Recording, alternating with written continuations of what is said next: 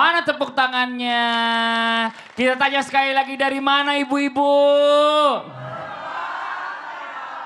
Dari mana?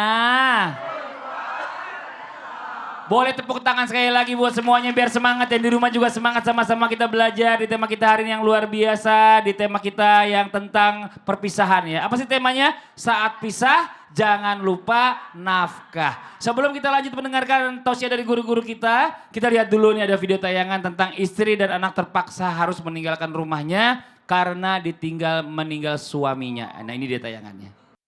Ya Allah, sedih banget. Mana itu? Siapa?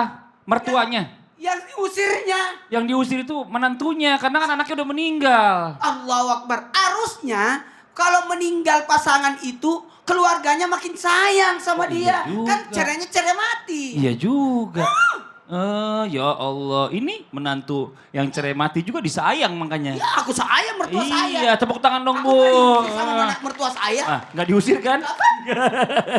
Nah Ustaz Syam, izin Ustaz Syam. Nah ini kita coba lanjut ya pembahasan kita yang berikutnya. Sebenarnya katanya kalau kita memang bicara masalah nafkah ya dari ayah. Untuk anak itu kan sebenarnya kan nggak boleh putus pada saat dia masih membutuhkannya ya. Walaupun dia sudah wafat. Nah pada saat dia wafat, ini menjadi tongkat estafetnya siapa nih? Apakah menjadi tanggung jawab dari keluarga dari ayahnya? Atau keluarga dari apa atau mungkin kakeknya kalau masih ada atau bagaimana, mau penjelasannya silakan. Tepuk tangan buat Ustaz Syam. Makasih Bang Fadli, tabe guru kami Ustaz Maulana, Ustaz Zanada, para alim ulama, para jamaah yang belakang Allah Subhanahu wa taala. Kita buka dengan membaca Al-Qur'an surah An-Nisa ayat 6. A'udzu billahi minasy syaithanir rajim. Allah وابتلوا اليتامى حتى إذا بلغوا النكاح فإن آنستم منهم رشدا فدفعوا إليهم أموالهم ولا تأكلوها إسرافا وبدارا أن يكبروا ومن كان غنيا فليستعفف ومن كان فقيرا فليأكل بالمعروف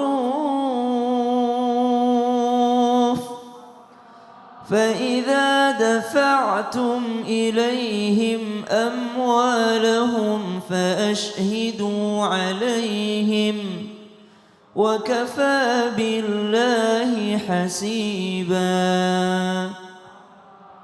Allahumma arhamna bil Quran. Sedih rasanya membaca ayat ini karena ini berkaitan dengan tentang ayat hukum, tapi sekaligus membayangkan juga ketika anak-anak ini ditinggalkan, lalu ternyata ditinggalkan kepada keluarga yang tidak mau mengurusinya, siapa yang akan mengurusinya? Maka ketika seorang ayah wafat, siapakah yang akan meneruskan nafkah kepada anak-anaknya? Dalam mazhab Syafi'i disebutkan bahwa diteruskan nafkahnya itu daripada ibunya. Kenapa ibunya? Karena ibunya mendapatkan warisan dari almarhum suaminya. Sekaligus ibunya juga mampu menggunakan harta warisan anaknya untuk membiayai anak tersebut.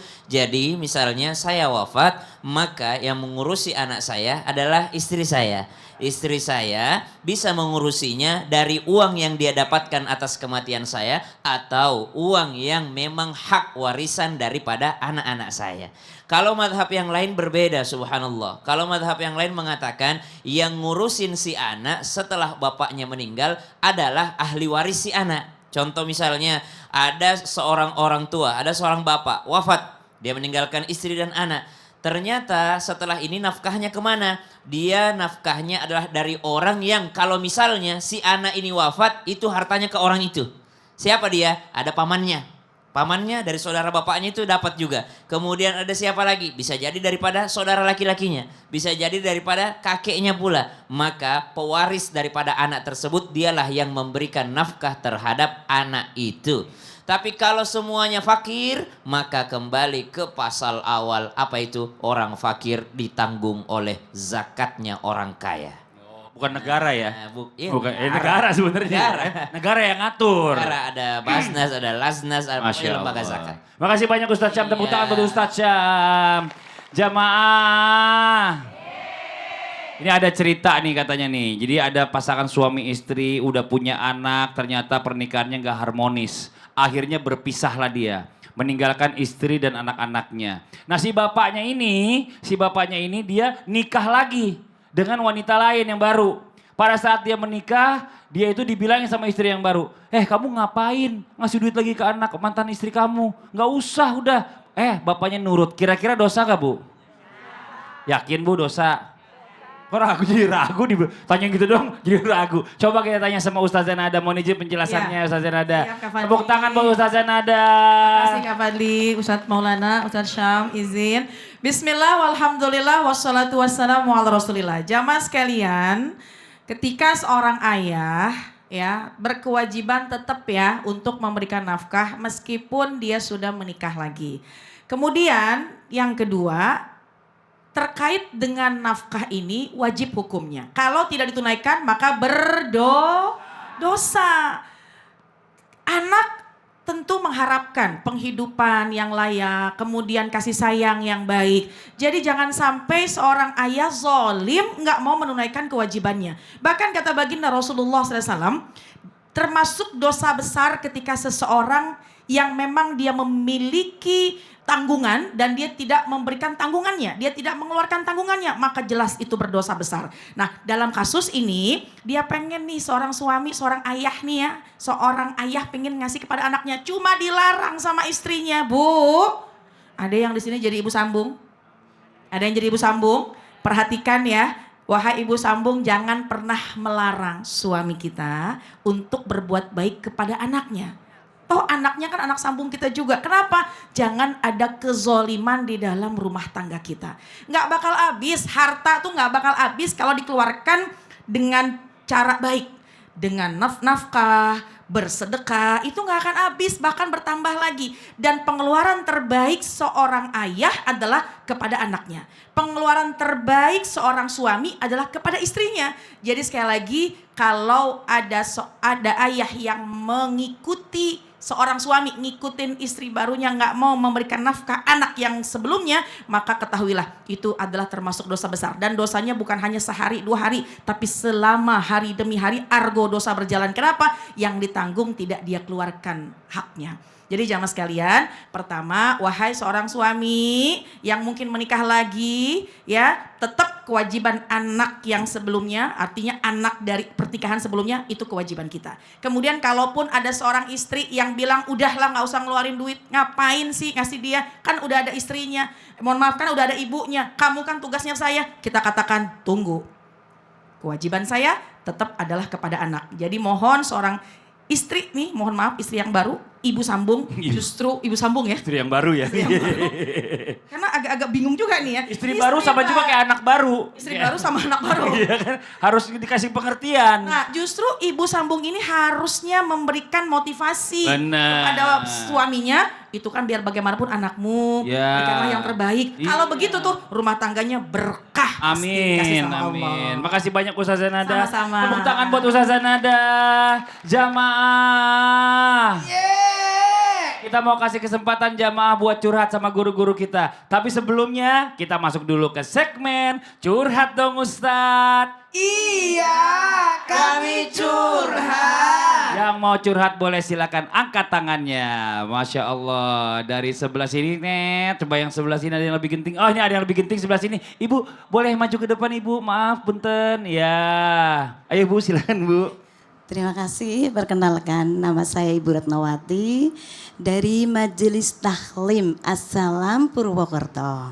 Jadi begini, saya dicurhati oleh tetangga saya. Oke. Dia seorang ibu kebetulan menempati tempat tinggal peninggalan dari bapaknya yang sudah meninggal.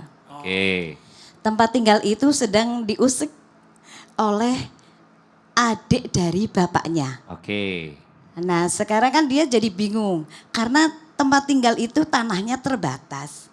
Sementara saudaranya mau titip mobil di depan rumahnya dan dia pas dengan rumah halamannya dia. Jadi mereka kan tidak bisa keluar rumah. Motor pun tidak bisa masuk. Jadi Dan dia sudah berusaha bahwa ini peninggalan dari bapaknya. Oke. Kan bapaknya sudah meninggal. Ya. Berarti warisan kan jatuh kepada Anaknya. anaknya. Ini kebetulan peninggalan juga dari mbahnya, Kakeknya. kakaknya. Nah, sebenarnya gini, ya kita agak bingung ya, karena gini, karena ini kan jatuhnya kan tetangganya ibu atau orang lain gitu ya. Ini kita nggak tahu nih bapaknya dulu nih dapat rumah itu Ya, dari mbahnya. dari mbahnya itu tanah waris bareng-bareng, apa memang buat dia sendiri? Nah itu yang kita perlu tanyakan juga ya. Jadi begini, warisan itu kan orang tuanya mbahnya itu Ini masih punya lama nih, banyak. duduk nih. Banyak. Ini bukan mbahnya lagi, Banyak. masih orang Jadi tuanya mbahnya. anak-anak ya, mbahnya Iya. itu punya beberapa tanah. Oke. Nah, kemudian sudah Udah dibagi-bagi dibagi. sama anak-anaknya. Harusnya udah selesai.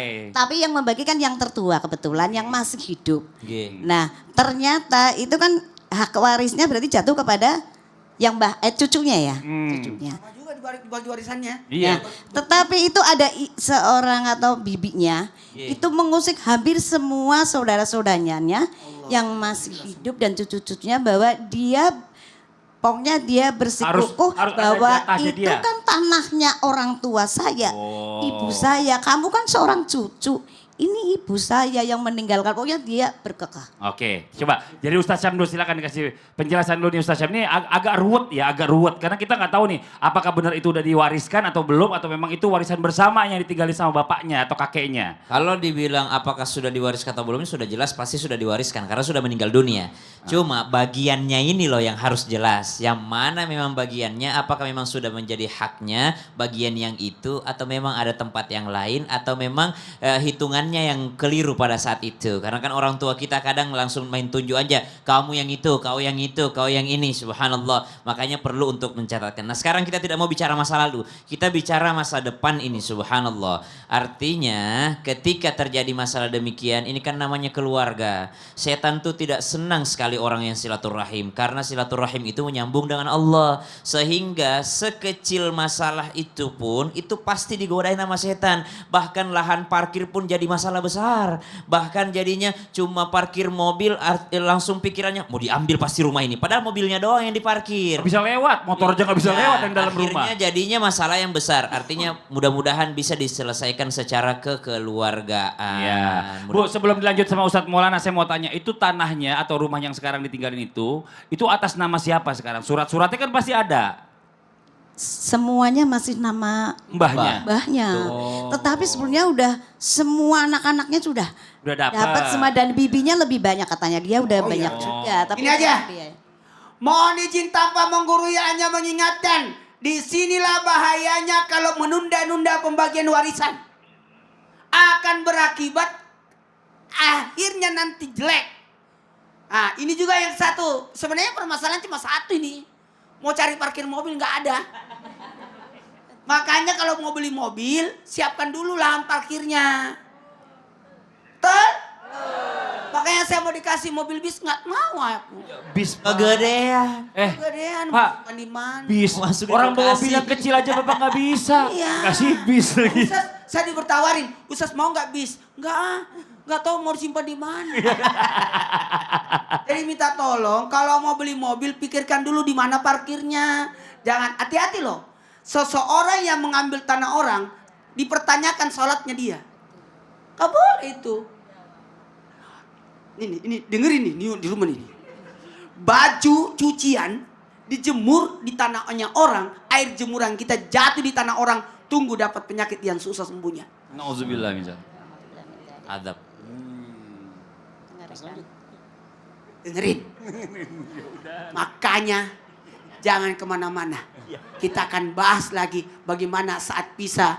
Jangan lupa nafkah. Nah. Setelah yang satu ini.